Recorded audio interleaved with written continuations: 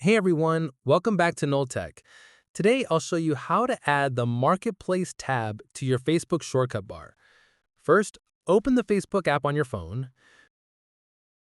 Once you're on the home page, tap the menu icon at the bottom right corner. Now, scroll down and tap on Settings and Privacy. Then select Settings. Here, look for the Preferences section. Tap on Tab Bar, then select Customize the bar.